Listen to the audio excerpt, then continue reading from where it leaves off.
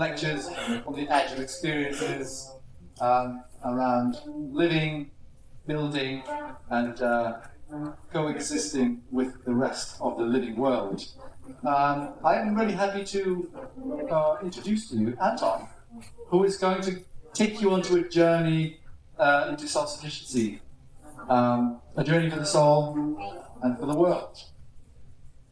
Take it away.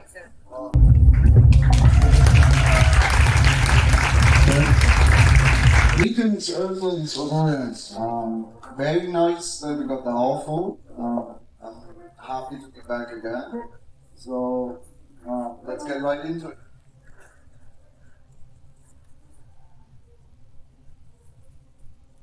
So first off, let's start with who I am and why I'm presenting this. So my name is Anton.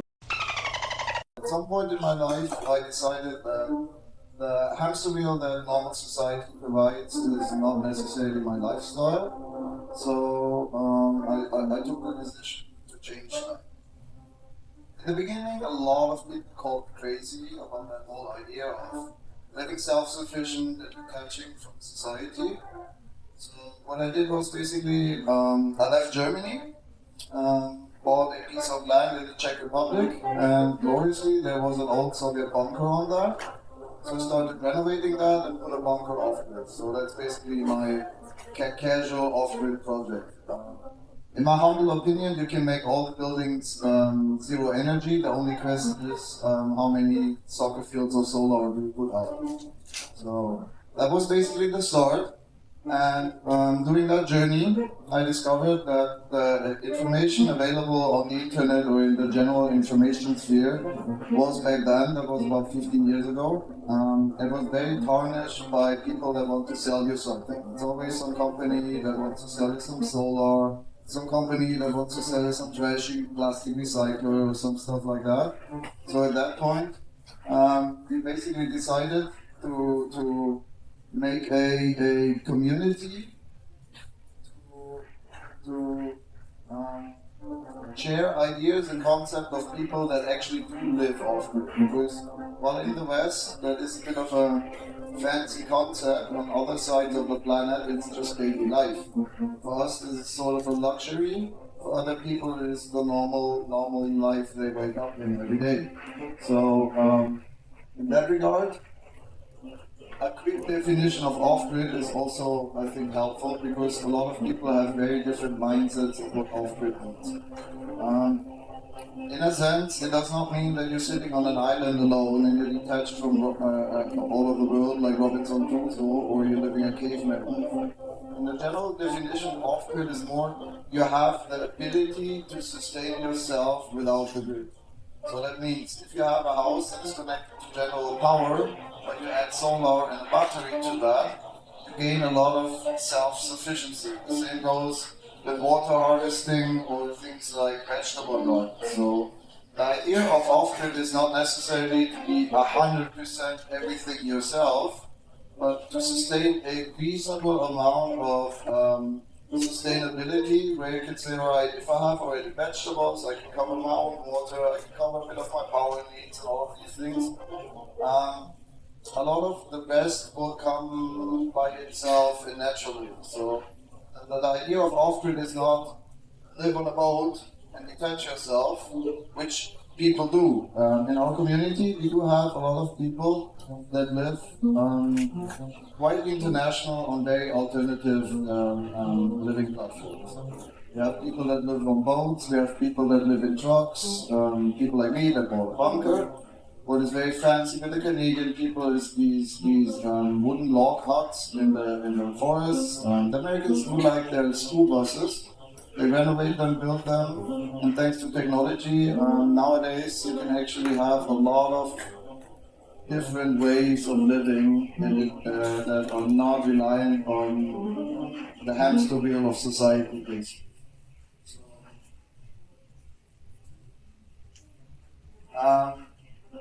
The point there then is that once you start to go towards that direction, the whole concept of mind, body and soul will slowly change, because like we have been reprogrammed by the society that wants us to be efficient working drones, but not really to be providing humans what they want or need to flourish, but for society it's enough if we function, and anything outside of that is classified as mental disability or mental sickness or something like that. So if one detaches himself more and more from this hamster wheel, from this daily stress, slowly, things will be getting a lot better in terms of mind, body, soul, and a lot of these aspects.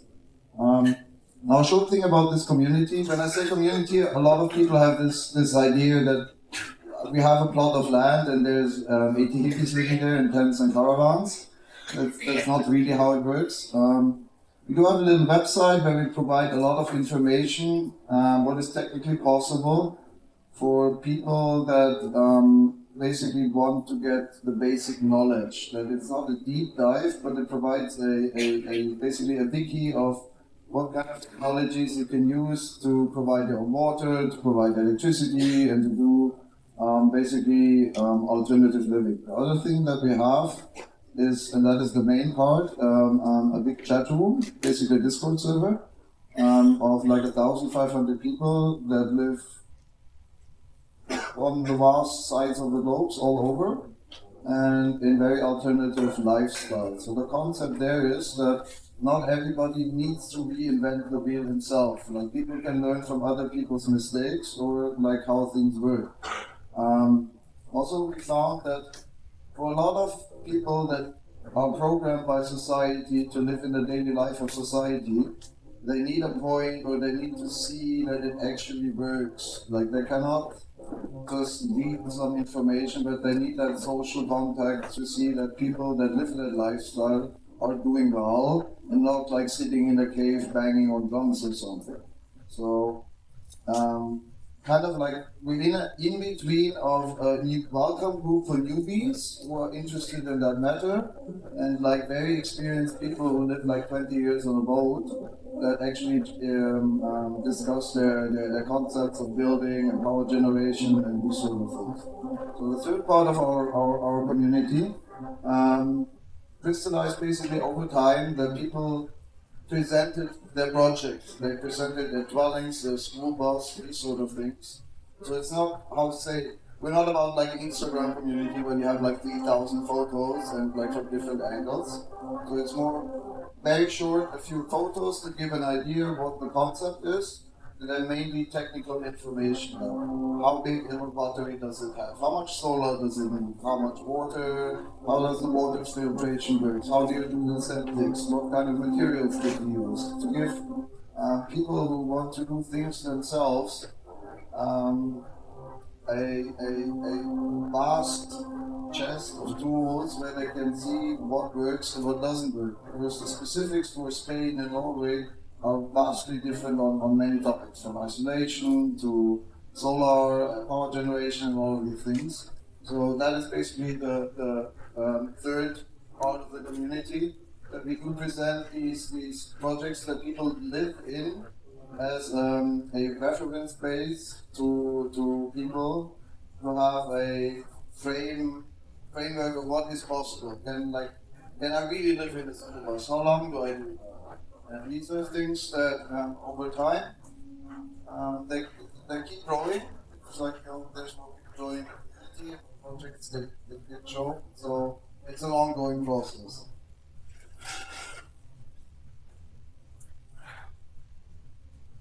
So, a lot of people ask me like, how did you come to that conclusion that you want to be off-grid?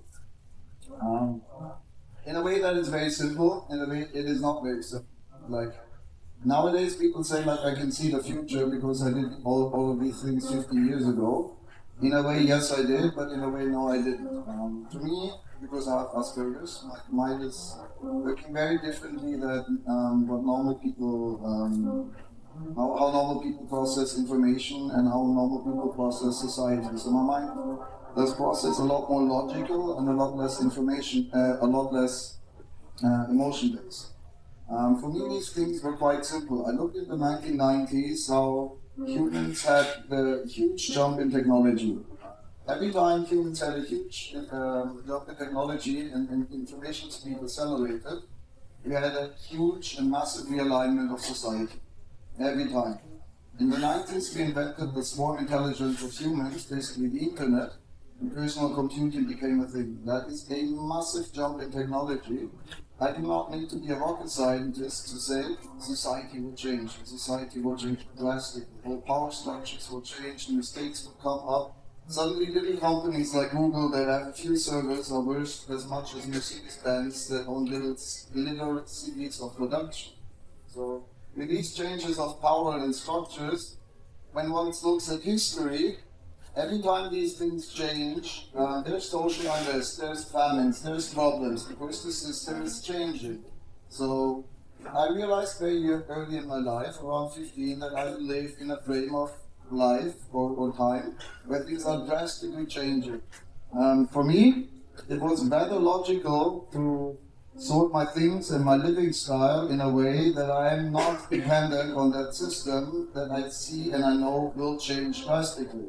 So when one lives to a reasonable degree off-grid, one detaches himself from this hamster wheel of problems of daily politics and like all of these daily news. I do not need to look at the daily news to say things gonna change, and like while that change happens, like it's not gonna be like an easy ride for some countries, especially if in the cities. And these are things that basically brought me personally to the conclusion to rather stay outside of the city and have things sorted in a way that I can say, okay, I can cover my needs, I can cover my food, water, power, whatever I need for me and my family. And that was quite a logical step. So a lot of people did not really understand, and for a lot of people, the mental challenge of barriers that normal humans have that keeps them locked in their social circles. Like normal humans often, normal humans. A lot of my friends ask me how I can just switch countries and not rely on social circles and these things. But like all of these things are an illusion. Like what we define as social circles, or a lot of our friends or companions, are people that share the same interests and spawn in the same area as we. There's a limited, we go to school, okay, there's 35 people in class and we have about aligning interests, so these are our friends. In reality, you will find friends wherever you go. Like you go do your things that you like and you be yourself, you will find friends wherever you go. So these mental barriers that people have that keep them from actually doing things are not really logical. They're a lot more emotional, which made it easy for me, but I can see that that is the main challenge for most people. It is not that they don't have the capital, that they don't have these things, but they lack the mental freedom to say, I can do this. And this is what the social programming does with it, with all the news, with all these things. Okay? And this is where the concept of a healthy mind and a healthy soul and a healthy body comes in. We live in a society that stresses us from many different angles. Noise pollution, sound pollution, air pollution, light pollution. Like most of the cities will not get properly dark at night and these sort of things. This has a huge influence on our physical well-being, and from there on, if our body is not healthy, we cannot really have a healthy soul.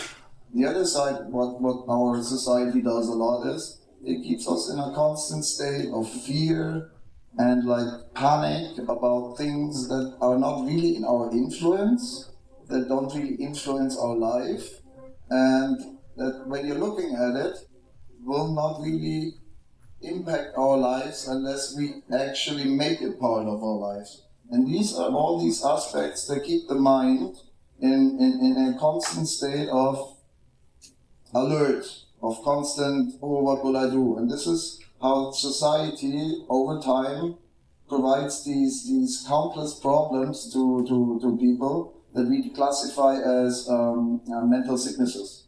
There's been a lot of research that involved rats that worked on the same principle. That the more you compress the rats, and the more you take away their natural living space, the more mental problems with these rats will occur, and the more these mental problems over generations will actually be transferable. So, like these rats that have been kept in confined spaces, got their head all fucked up, that stuff becomes genetic.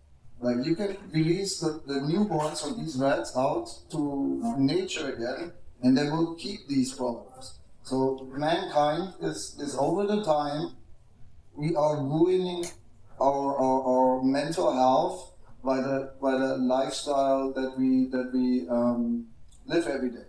It starts with the mind, and this is also where it starts to say, do I want to change things? A lot of people only look at the physical aspect and say like, yes, we all know these pictures, you shouldn't eat the sugar, you shouldn't eat the salt, not too much alcohol, but that is only a very small fraction of what actually keeps the human healthy.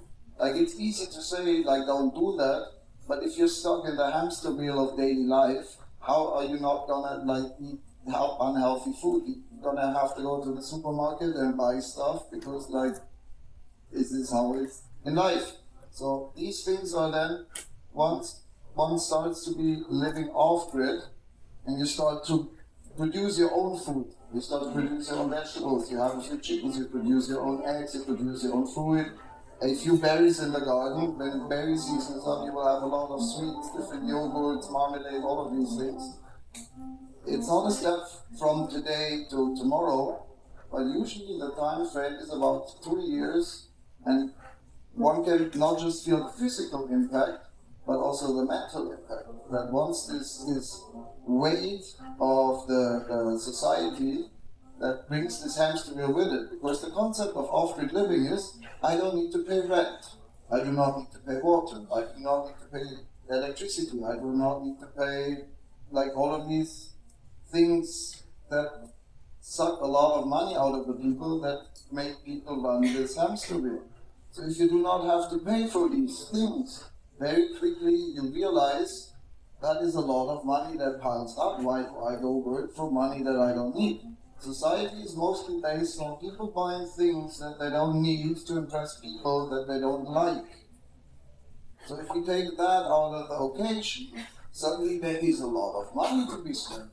That is the thing. So slowly you become to that state where you say, all right, so if I don't need all of that money, why would I be in a state that I say I stress myself physically to obtain money that I don't really need if I'm in a place where I have everything? So the point there is then you work less. The next step is when you start to work less, you actually start to have time to think about things, to reflect, what am I doing? How am I doing things? How do I want to do things? See your options that are available to you. A lot of people ask me like, how do you live or how do you make money when you live off it? Well, a lot of people just do things with their land. Like this is the things when you're in the daily hamster wheel, your brain does not have capacity to actually use your potential because you're constantly locked in between this hamster wheel of things that you need to do and stuff that needs to happen and the next paperwork and the next payment and there's Netflix of this and like the new Beyonce album and like once we detach ourselves from this massive noise, one has a lot more brain space and then one can look at his options, say what can I do with my skills, what can I do with my land, what can I do with my environment, either be like renting the space, using the space, or using the resources in these things. So these things take time. These things will not happen overnight. If you buy a piece of land and everything is ready there for you, you will not have that mental click within 3-4 days. Like this will take 1 or 2 years to actually live in freedom and have time to reflect, to meditate, to do these things, to then say like, I want to change things drastically in my life. I want to do things like that. I have a passion for art. I have a passion for teaching people how to do off-grid life.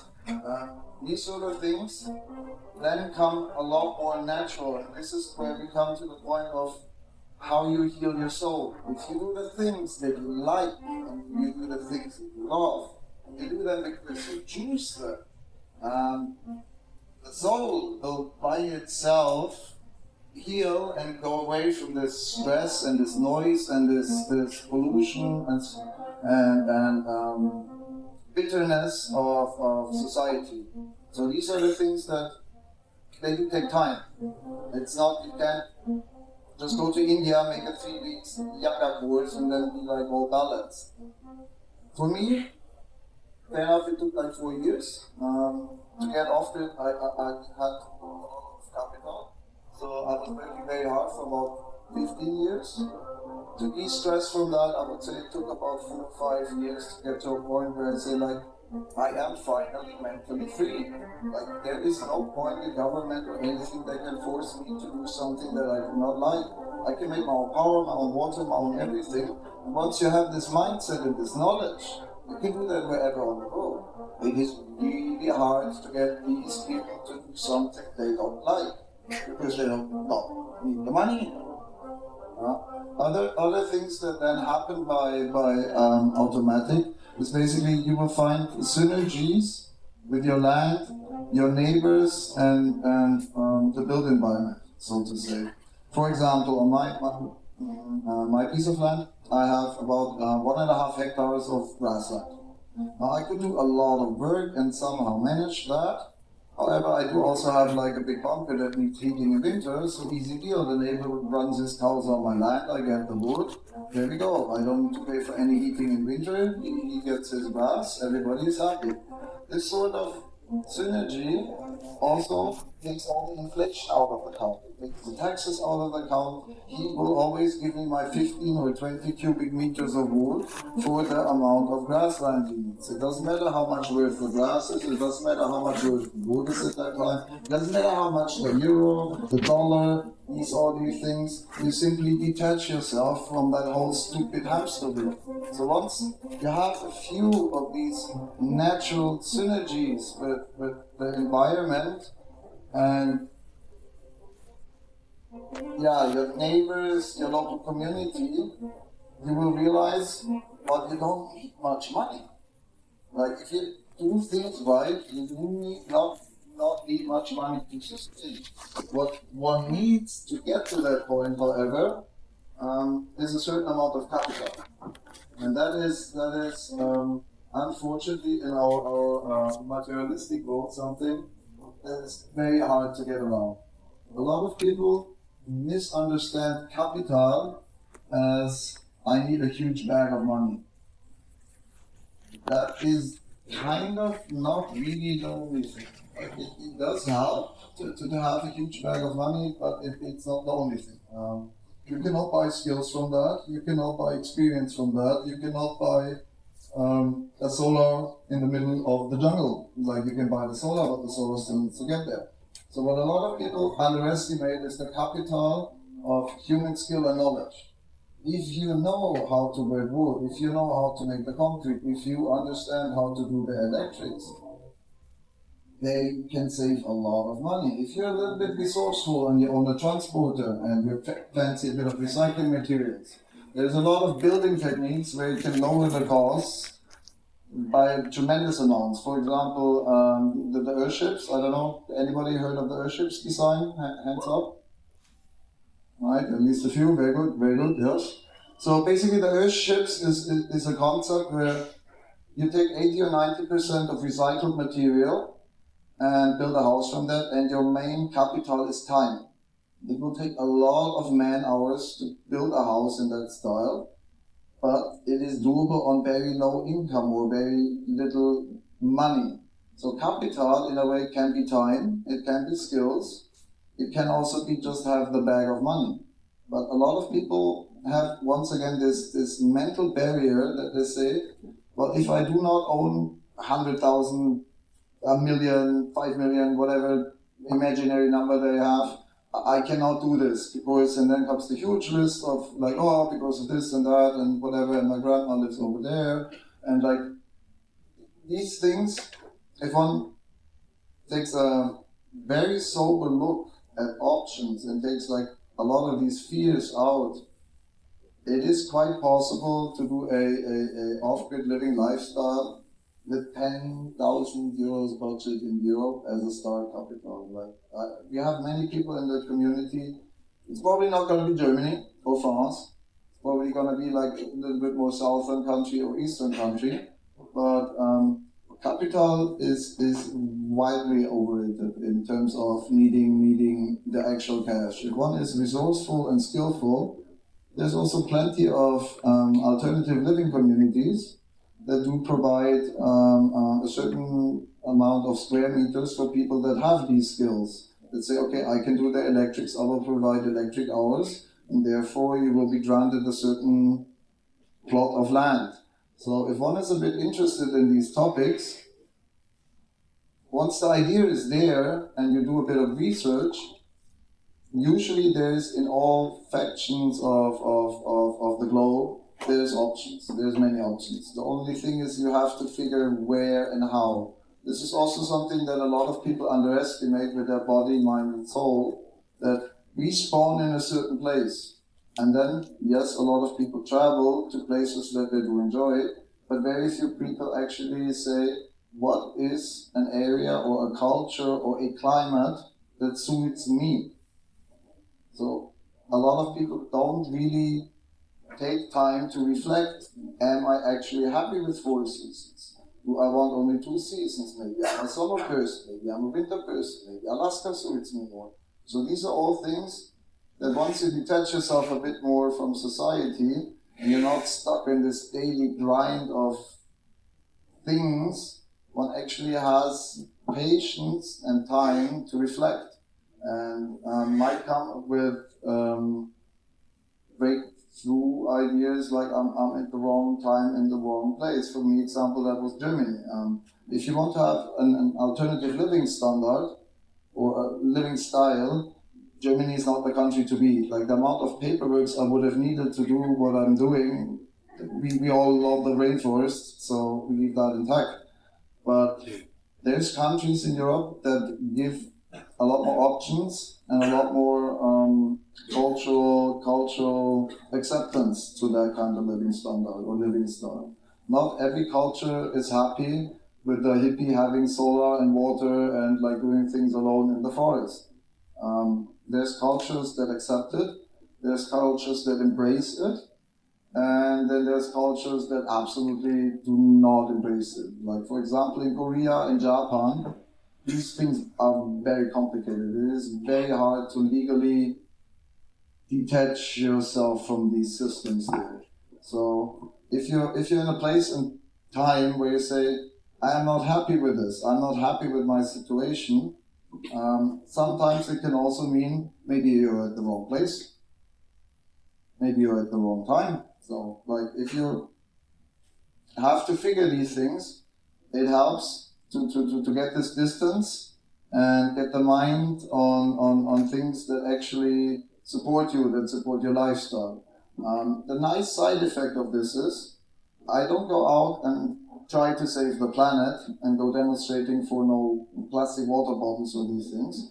But this kind of lifestyle, by the way, how you do it, is very, very good for the planet. You recycle a lot of materials, you don't use too much excess energy, you produce as much food as you want. Overproduction does not get wasted, you do not like treat your animals bad because they're your animals. So the point there is, if you want to start a revolution, you have to teach your kids how to grow food so they're not dependent on the system. These things, the more people figure a way to detach themselves from society, to not be stuck in this hamster wheel, the more we actually have a chance to change the system. In my humble opinion, it is not a way to say like, point at government and say like, you need to change things for me, make that law. We're in a time where it has never been that easy with technology to do things yourself, to decentralize, not rely on the supermarket truck coming every 3 days, not give your money to Aeon, which will put you to shady businesses and these sort of things. Same as with others. The less you do yourself and with your neighbors, the less taxes you pay.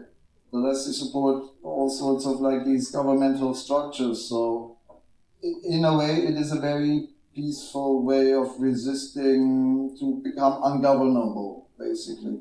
That is the whole concept that living off-grid ends being, because once you can take care of all your own needs and all your own businesses and all that you and your family requires, it is very hard to control you. And this is a thing that for most of our people in the community, you can offer them millions of dollars or euros. If they're happy with their place of dwelling, they will never leave it. They will not sell their land, they will not sell their little hut in the forest. If they're happy with that, you cannot buy them out of that. Because once you're out of the system, you realize that freedom is something that most people never really understand because they will never have it. And unfortunately, the more society progresses towards these digital IDs, digital money, digital everything, like everybody needs a passport for everything, the harder it becomes to do these things. So if we want our children to be free, we have to take steps to actually enable them to do that. Like the first steps is to decentralize, to not rely on systems to be there providing for you, but basically teach them the means to have their own life. Something else I say a lot is all the animals on this globe have the ability to build their own house. All the animals can build their own dwelling. It is only the humans that somehow lost this ability because there is such a stack of papers that says like, oh, you need a permit for this, you need a regulation for that, or you need a stamp for this. So we need to get away from this concept of having everything over-regulated, being absolutely over-governed, and on the same time needing that because we're not able to take care of our own needs. So we need to, in my humble opinion, go back to a way of living where we can take care of our own needs. And once we can take care of our own needs, and I can take care of me and my family, it is much more easy to help somebody else. Like you cannot properly help somebody else if you do not have your shit sorted. Once you have your things sorted and you're at a place where you say like, I'm happy, I have my things sorted, I have time, you can help other people. And that is something that when living off-grid, it has the one luxury that very few people have. You have time. And that is the most valuable thing after all that we humans have. Like we cannot buy time, we cannot share time, we cannot give time. So why are we wasting our time for jobs that we don't like, to earn money, to buy things that we don't need, to impress people that we don't like?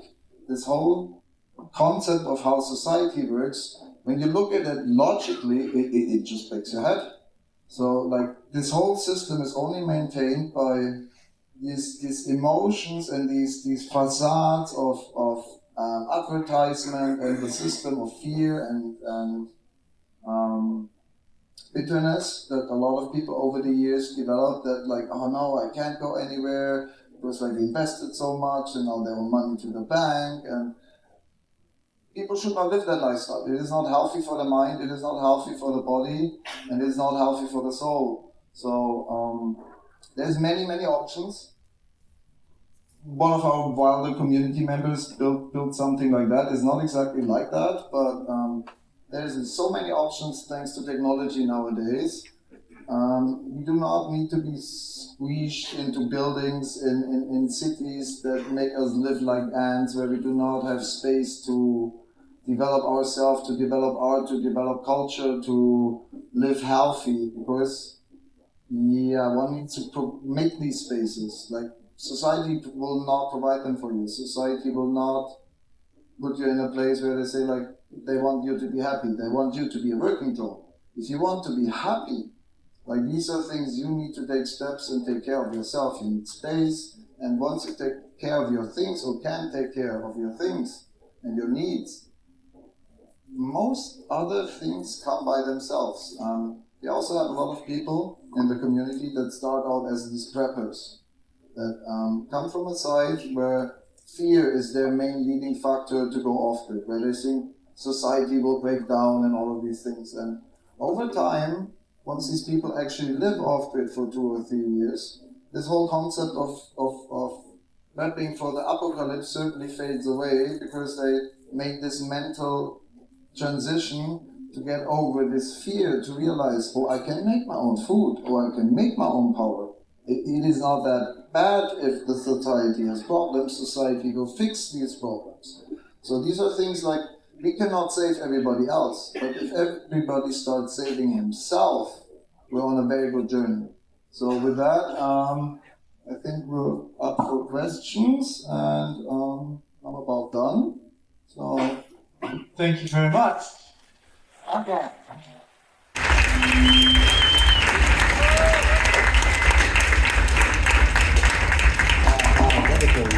Yeah, thank you for this very nourishing story and this very embodied experience of how it is to find your way to self-sufficiency.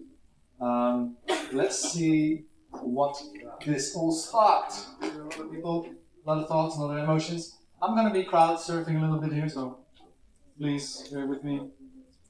We'll do this for a while.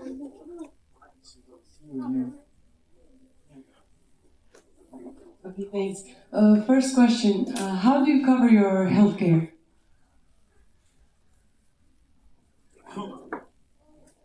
So, luckily for me, before I did the jump to being off-grid, I did IT networks for hospitals and built the whole network for them and servers, like digital x-rays integration and stuff like that.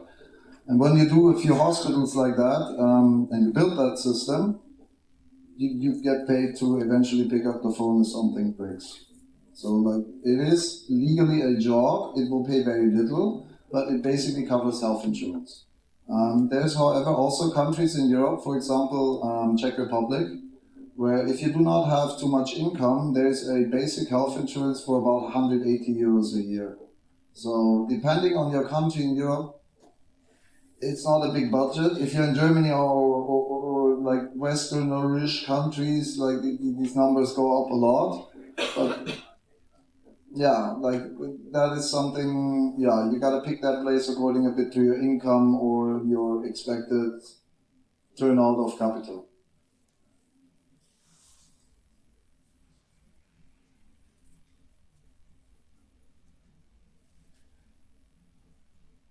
Hello, thank you for your talk. I thought I already knew a lot, but then there's knowing you know it. Yeah, I was curious about how much knowledge you already had, like the different kinds of capital you mentioned. How much did you build that kind of skills already before you started living off-grid? Yeah, as I tried to explain basically earlier, I realized that very early in my life, basically when I was around 15, 16, where like with most males, the brain actually starts to kind of work. So at that point I realized that I will be needing to go to a place where I can rely on myself. So very young I started to work on these different skills, to learn a bit of woodcraft, to learn a bit of mechanical skills, to learn a bit electronic skills, to diversify my skill set. But basically when I did a jump, when I bought my land, I never did any renovations before. Like I do computers, so like this was like journey. There's definitely a lot of lessons to learn. This is where bunker helps. You see, like on a normal house, you need to work with a lot of different materials. Like on a bunker, it's like you have a hole in the floor, you put concrete. The stairs need to be repaired, you put concrete. Like there's a hole in the wall, you put more concrete. So yes, it is a learning curve for everybody. And this is also why basically I made this community to give people the option to learn from others, to see like what do I actually need to know and to acquire this knowledge. And because knowledge, in that regard, a lot of people make the mistake that they try to be the best at something. If you want to live off-grid and you want to take care of all of things, you don't need to be a best at something, but you need to have a rather diverse skill set. A bit basic electronics, a bit basic woodworks, understand how to repair a bit on the engine, and you're at a very good place.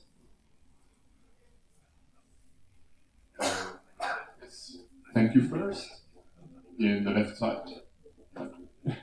And you gave an example of Germany, for example, where because of the bureaucratics, it's harder to start a project like this. Could you give examples of Western or European countries where it would be easier to start, or that are more like welcoming? Yes, Spain, Portugal, Czech Republic, Hungary, Slovenia to some degree still.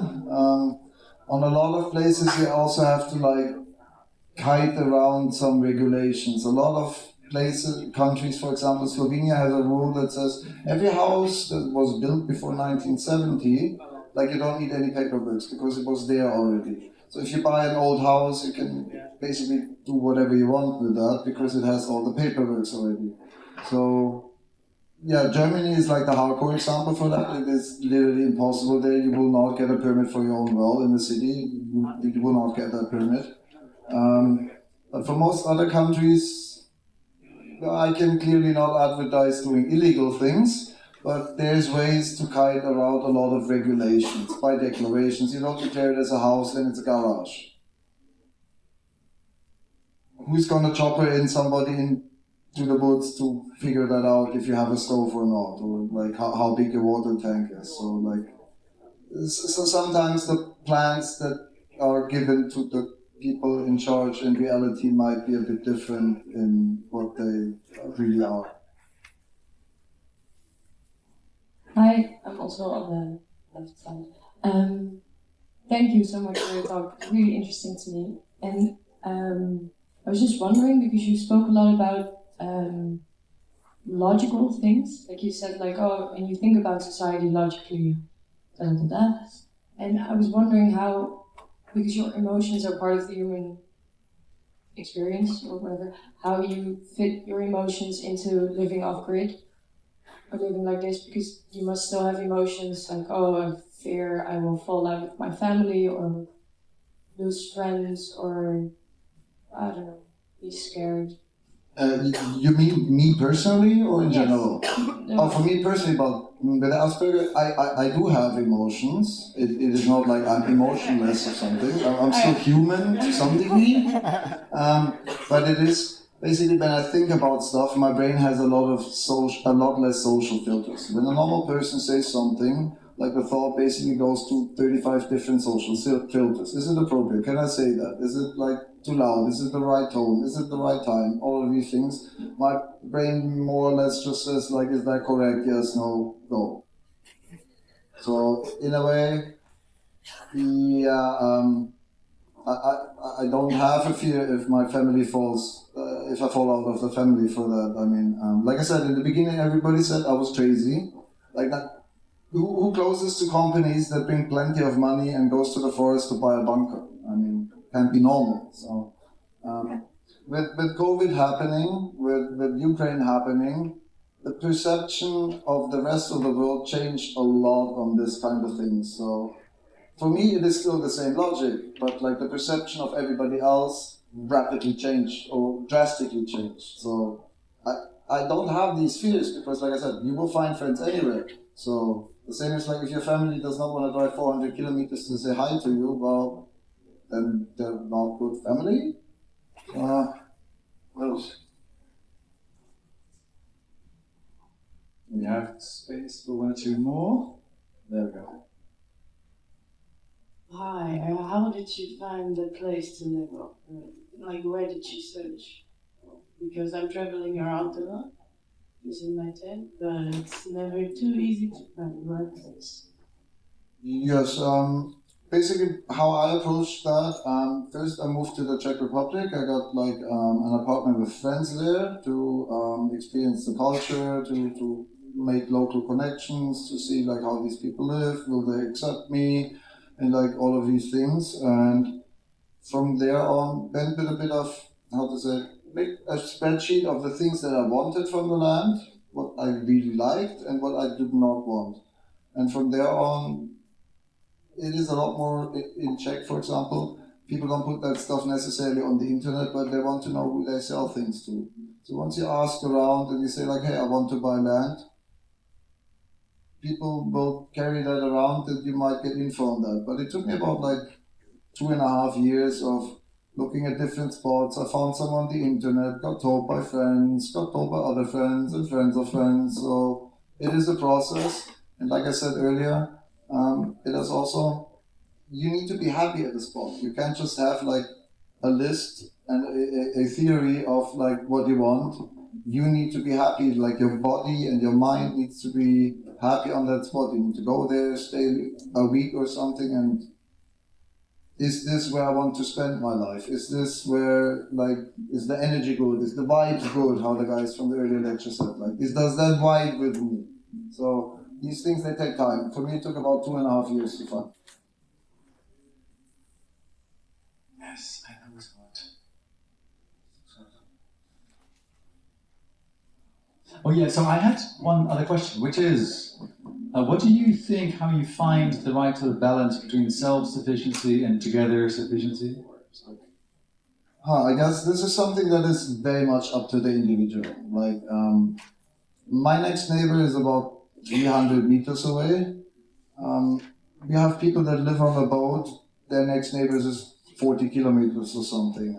And we have people that live in Australia, their next neighbor is 300 kilometers or something. Yeah, and she has 6 kids in the middle of the desert.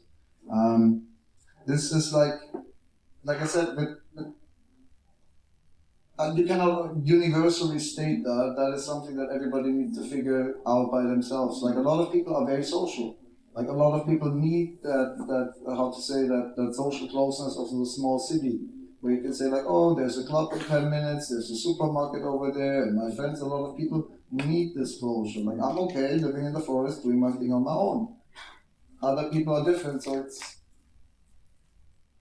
hard to say like there's an easy prescription of like, do this and you will be happy. Everybody needs to go on a journey to figure, what do I want, what do I think what I want, and what does work for me and my body.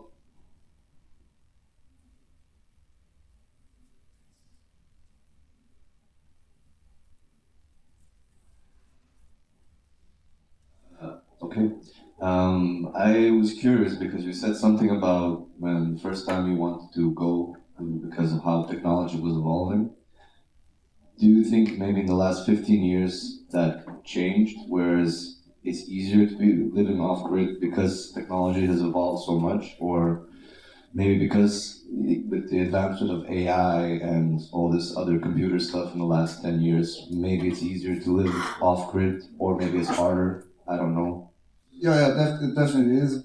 Thanks to technology nowadays, it is the most easiest to live off-grid since ever. Batteries are like these huge solar batteries, they're getting more and more cheaper since the production goes up for electric cars and everybody has lithium blocks. Solar panels are getting more and more widely available. And nowadays people are a lot more conscious on their power usage, so you can buy a lot more low power devices and all of these things. Like I would definitely say in mankind it was never that easy to actually live off-grid. You pay $100 to the Elon Musk, you get the Starlink. You have people that live in the middle of nowhere, they get like $4,000 remote work jobs. These are things you cannot do that without technology. That is something like, thanks to the internet, like this huge leap of technology makes the off-grid actually viable, because you're not off the vibe of society. You can still participate in society. You can still form culture. You can still be part, but you can still yet at the same time do your own thing. So, like 25 years ago, if you were to live alone in the forest and do your thing, you would be very detached from society, because you couldn't do the Facebook and the Instagram and like the news and like the movies. So I think that, yeah, technology, if we synergize with technology and use it for decentralization instead of centralization, it is the biggest leap forward for mankind, actually. Another one here. Hi there. I've really loved hearing you speak. I've been on a similar journey also with the land, like for about 5 years, but grew up in South Africa. And this way of off-grid living is unbelievable for the soul, body, and mind. But I'd love to hear on this a bit more about your connection, let's just say, with the soul with your soul, with the soul of the land that you steward, and what has actually happened in you in this. Just to hear a little bit about your connection, a bit more relating to the land and maybe its souls and the spirits and the presence on this level. Thank you. How to say this very directly? When I was still in Germany, I was very German. I woke up grumpy. I was very grumpy doing all day. I always had stuff to do, and kind of like, this inner like German kind of phased out really nicely. So like I'm a lot less grumpy now, and I actually wake up happy, and these sort of things. So. Well, how do you describe that you're happy and like it's a tough question. That is a really tough question. Like I said, like you also pointed out, it is a journey. It is not happening from day one to day two, but over time you will feel that you're much more centered, that you strive away from things that bring you no good, that don't vibe with you, so to say, that don't align with basically your soul. When you're stuck in society, you cannot detach yourself from these things. Like if there's the foosball event happening in your city, like you will hear them screaming, and there's the whole happening, and like there's the foosball everywhere. So if you detach yourself from these things over time, slowly, I would say it's like a flower growing up. Like we all have this soul, but we keep it closed inside because like we don't have the space to actually expand and become what we could be. And once I got like space around me where I can do things that I want to do, yes, it's like a flower growing up. I would say like a flower.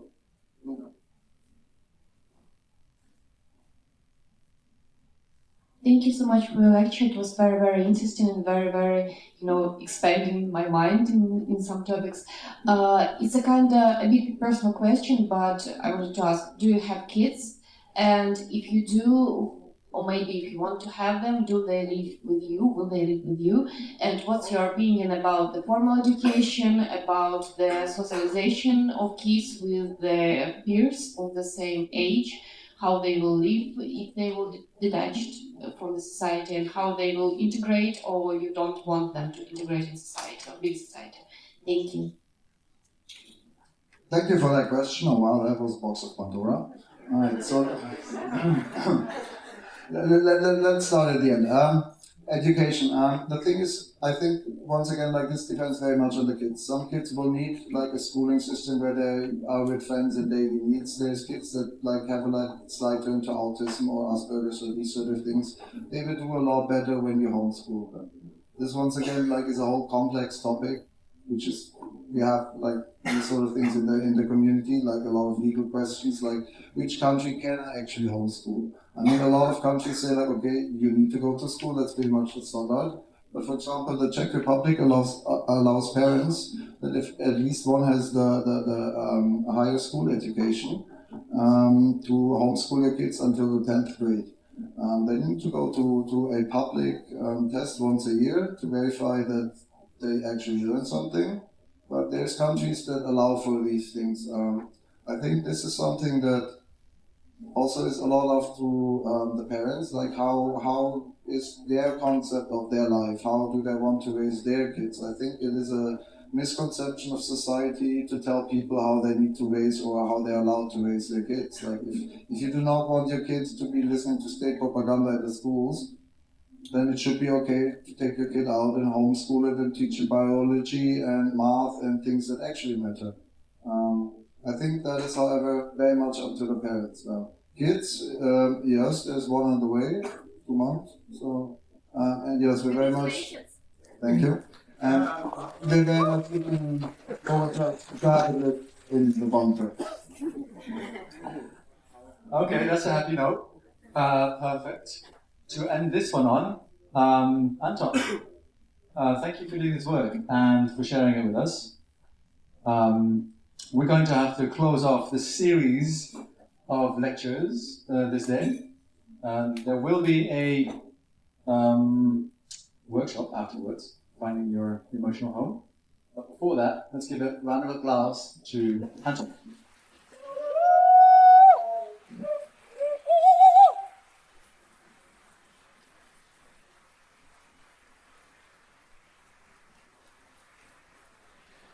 Thank you, everybody. Have a good time. Party hard. So,